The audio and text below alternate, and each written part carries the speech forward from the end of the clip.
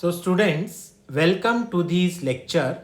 Today we are going to see an important topic in quantum mechanics, and it is the Schrodinger's time dependent wave equation. When we have seen the wave particle duality, the concept of wave particle duality, then we have seen that a beam of material particle also exhibits a wave nature. Now, if you consider a beam of material particles, then there are many particles which are traveling in a particular direction, and each particle is having a certain wave associated with it. And as the particles travel forward, then the waves associated with each particle, they overlap with each other to produce a wave packet, and this wave packet is represented by a function psi, which is as shown. Symbol of psi is as shown in this slide. Now consider a wave packet which is traveling along the x direction. So it will be a one dimensional wave which is traveling along one single direction, and this wave is given by psi is equal to a e raised to the power minus omega t minus kx. This is our equation 1. Equation 1, it represents a wave packet, one dimensional wave packet traveling along the x direction. Now here a is the constant. Omega, it is the angular frequency. Omega is equal to twice pi f. K is the wave number. K is the wave number, and it is given by k is equal to twice pi upon lambda. Now according to wave particle duality, the beam of material particle exhibits wave nature. So there is wave-like characteristics as well as material-like characteristics, and the relation between these two is given by lambda is equal to h upon p. Lambda is the wavelength of the wave associated with the particles, h is the Planck's constant, and p is the momentum of those moving particles. Now, the energy, if it is a wave, it has got wavelength lambda, it also has frequency nu. So energy associated with this beam of material particles is given by E is equal to h nu, where nu is the frequency of the waves, and these can be simplified by, if you multiply and divide by twice pi in the numerator and denominator, then we get h upon twice pi multiplied by twice pi nu. So here h upon twice pi is h cross, and twice pi into frequency nu is the angular frequency omega. So energy of the particle can be given by E is equal to h cross omega. Now let us see the momentum of the particle. It is given by P is equal to h upon lambda according to the wave particle duality.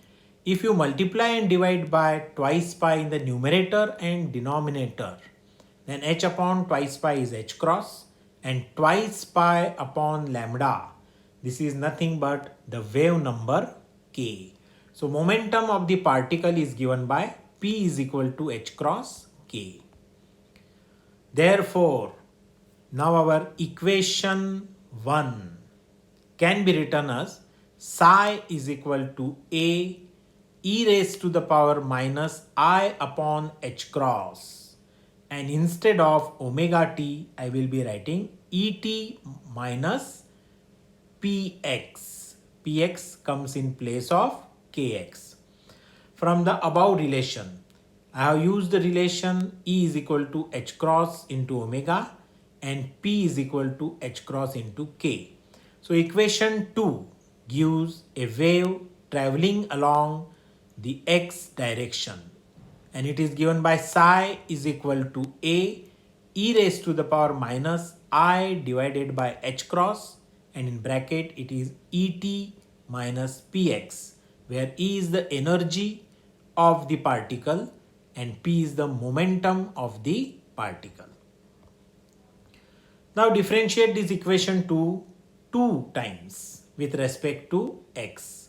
So if you differentiate it with respect to x one time, then you get a in bracket minus I upon h cross, again minus p into e raised to the power minus I upon h cross et minus px.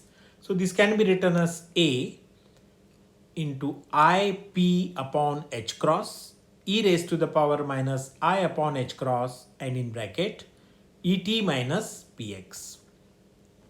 Differentiate it one more time with respect to x.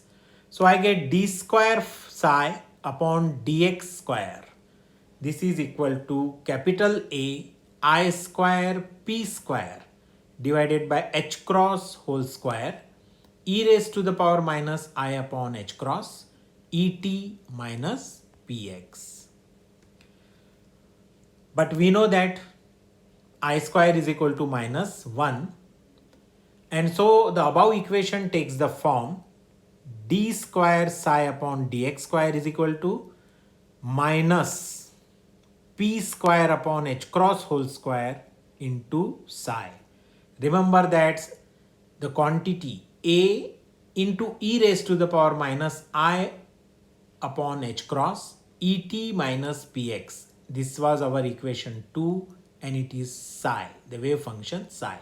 So I have replaced a into e raised to the power minus I upon h cross et minus px by psi. So I get d square psi upon dx square is equal to minus p square upon h cross whole square into psi. So I can write by simple mathematical rearrangement of the terms, I can write p square psi, this is equal to minus h cross whole square into d square psi upon dx square. This is our equation 3. Now differentiate our equation 2 with respect to time t. And if you differentiate it, we get d psi upon dt, and this is equal to a in bracket minus I upon h cross into e into exponential term e raised to the power minus I upon h cross et minus px, and this comes out to be minus I into e divided by h cross into psi. If I make rearrangement of the terms, then I can write E of psi is equal to minus h cross upon I d psi upon dt. But remember that minus 1, minus sign means minus 1, it is equal to I square. So I square in the numerator and we have got I in the denominator, so I get I. So I get finally I into h cross d psi upon dt. So our equation 4 is E psi is equal to I into h cross d psi upon dt. Now a moving particle, it is having energy and the total energy is given by E is equal to kinetic energy plus potential energy. So the total energy of a particle is given by E is equal to kinetic energy plus potential energy.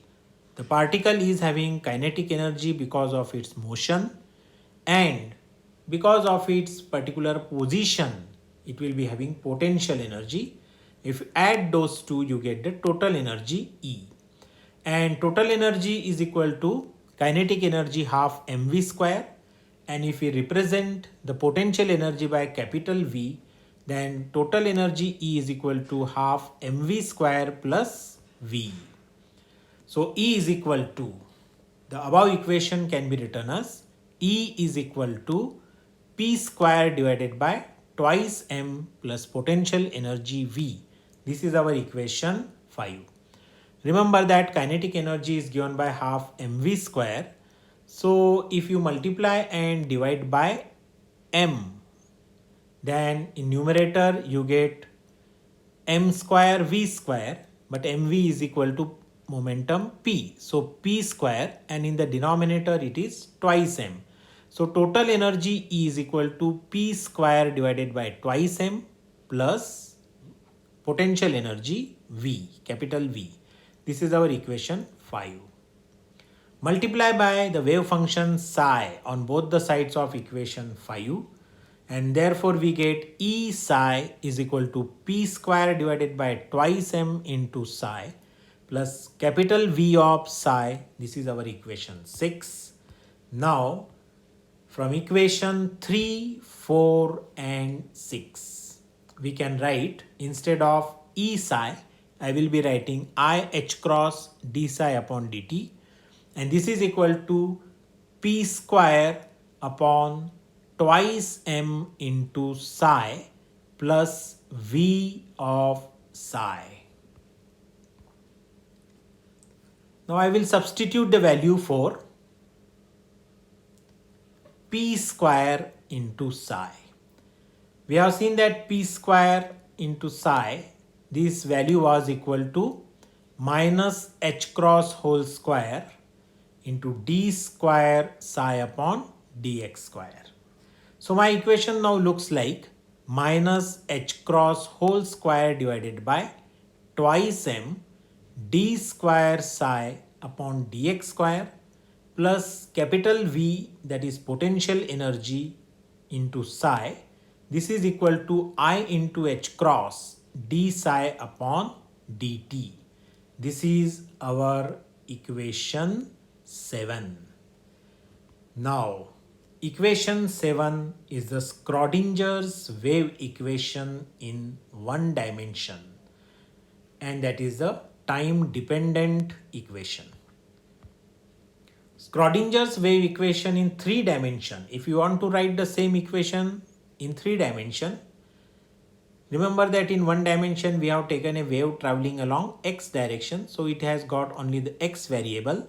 Now in 3 dimension, all the 3 coordinates x, y, z come into the picture, and Schrodinger's wave equation in 3 dimension can be written as minus h cross whole square divided by twice m del square psi upon del x square in bracket plus del square psi upon del y square plus del square psi upon del z square plus V of psi. This is equal to I h cross del psi upon del t. This is our equation 8.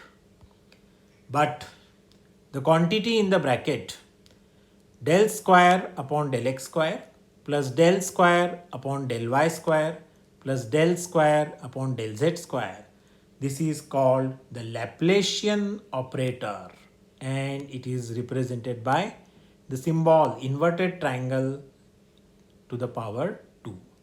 So this del square is the Laplacian operator. So now our equation 8 becomes minus h cross whole square divided by twice m into del square psi plus V of psi. This is equal to I h cross del psi upon del t. This is our equation 9, and all these equations, equation 7, equation 8 and equation 9, they are the Schrodinger's time dependent equation. They are in 1 dimension, equation 8 is in 3 dimension, and equation 9 is the another form of this Schrodinger's wave equation. So that's all about the Schrodinger's time dependent equation, and it is a consequence of the wave particle duality. We have used the concept of wave particle duality.